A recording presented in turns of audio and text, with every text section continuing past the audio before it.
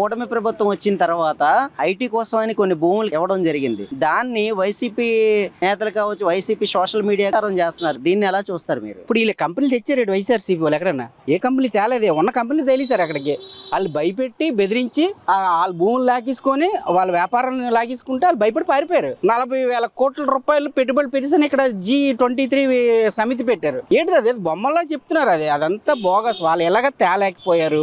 ఇప్పుడు వీళ్ళు చేస్తున్నారు కదా, దాన్ని ఎలాగైనా పాడు చేయాలి. కూడదైనా మాట కండం గల్ల అంత వైసీపీ వాళ్ళు కండం మాటలు మాట్లాడుతున్నారు. ఏ పెట్టుబడిదారునైనా సరే విదేశీ పెట్టుబడిదారుని మన రాష్ట్రానికి పిలవాలంటే, వాడు ఇక్కడ పెట్టుబడి పెట్టాలంటే వాళ్ళకి తక్కువ రేటుకి వచ్చేటట్టు వాళ్ళకి బెనిఫిట్ చూపిస్తేనే ఏ పెట్టుబడిదారుని ఇక్కడికి వస్తాడు. అంతే తప్ప నీ 90 పైసలకి ఇచ్చారు 60 ఎక్కడ ఇవ్వలేదండి. ఆయన 2 స్లాబ్లు పెట్టాడు. ఒకటి ఏంటంటే 50 లక్షలకు ఒకటి పెట్టారు ఫర్ ఏకర్. ప్రైమ్ లైన్ ఉన్నదంటే 1 crore రూపీకి పెట్టాడు.